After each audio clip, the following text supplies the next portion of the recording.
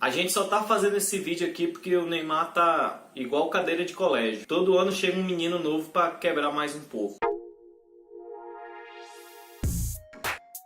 Bem-vindos ao canal Fute Review, eu sou o Elcio e esse daqui é o Selecionáveis, o quadro onde a gente fala de seleção brasileira aqui no canal. E como vocês já perceberam, a gente está aqui para falar se Vinícius Júnior já pode substituir Neymar na seleção brasileira depois dessa nova lesão. Os dois são muito parecidos no sorriso fácil, no carisma, na personalidade e na ousadia na hora de partir para cima dos adversários. Mas será que já dá para imaginar Vinícius Júnior na seleção? A verdade é que tem muita gente que diz por aí que ele é muito novo, que ele é jovem demais, que ele ainda não jogou o suficiente para ser convocado. Contudo, hoje eu vou provar para você que quando o Neymar foi convocado pela primeira vez, ele não estava tão na frente do que o Vinícius está hoje. Neymar, quando foi convocado pela primeira vez, já tinha 2 temporadas como profissional e seu potencial ofensivo já era destacado. Na sua primeira temporada como profissional, o menino Ney tinha uma média de 0,5 participações em gol por jogo. E antes da sua estreia pela seleção brasileira, em 2010, ele tinha apenas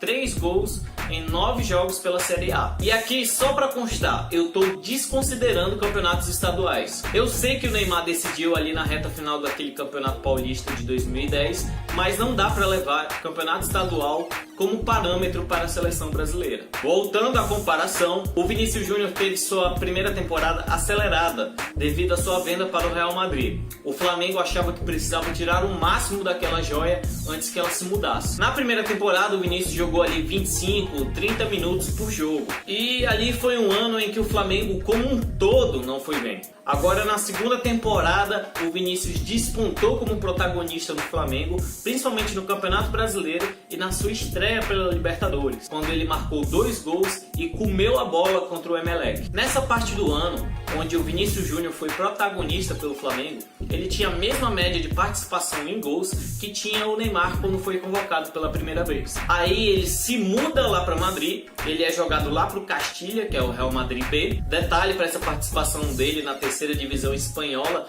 foi que os outros times acharam injusto que o Real Madrid pudesse colocá-lo ali, pois veja bem, é um jogador de 50 milhões de euros sendo jogado na terceira divisão espanhola, alguém que claramente estava acima dos jogadores ali da divisão. Confusões à parte, Vinícius Júnior fez 5 jogos na terceira divisão espanhola. Ele fez 4 gols e deu 1 assistência, provando para todo mundo que ali não era o lugar dele e sim o time profissional do Real Madrid. Além de provar estar pronto, Vinícius Júnior continuou mantendo sua média de 0,5 participações em gol por jogo já em solo europeu, no Real Madrid profissional. Ou seja, além de ser tão efetivo quanto o Neymar na época em que começou a ser convocado, o Vinícius Júnior estava fazendo isso em solo europeu, que é bem mais difícil. Então, meus queridos jornalistas que dizem que o Neymar tinha que ser titular na Copa de 2010 e que o Vinícius Júnior não está pronto ainda, vocês são uns hipócritas. Ou você acha que o Neymar não estava pronto para ser titular da seleção brasileira em 2010,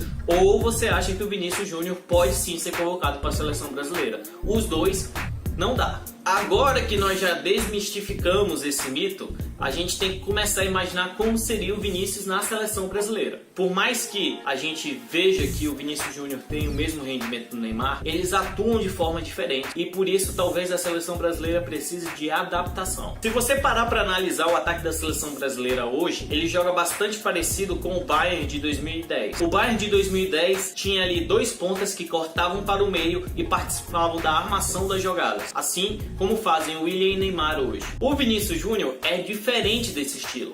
Ele é agudo, rápido e funciona melhor com passes em profundidade. Para que ele funcionasse na seleção, nós precisaríamos de outro atacante que pudesse espelhar ele do outro lado e de um centroavante que pudesse voltar da área para participar da criação da jogada. Algo mais próximo do que era o Barcelona de 2009. Hoje, o Brasil joga com Gabriel Jesus, Willian e Neymar no ataque. Mas para que as coisas funcionassem, nós precisaríamos de um jogador ali tão incisivo quanto do outro lado do campo.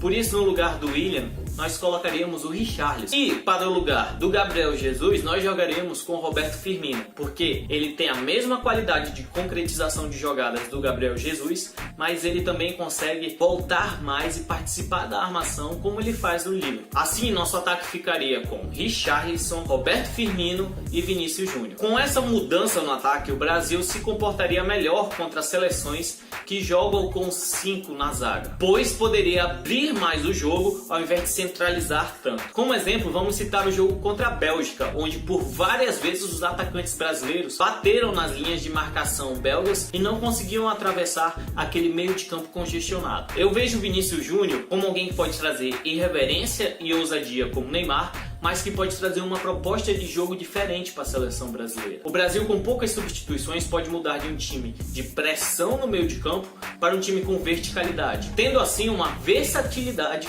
que o Brasil não teve nas últimas Copas e que muitas seleções não têm. Por isso, o Vinícius Júnior deve sim ser convocado para a seleção brasileira, principalmente por ele ser uma esperança de nós sairmos da Neymar dependência. Se você concorda, já deixa o like. Se não concorda, já escreve aí nos comentários e nas minhas redes sociais. Inscreva-se no canal para não perder nada do que a gente posta. Fica com o Messi e obrigado!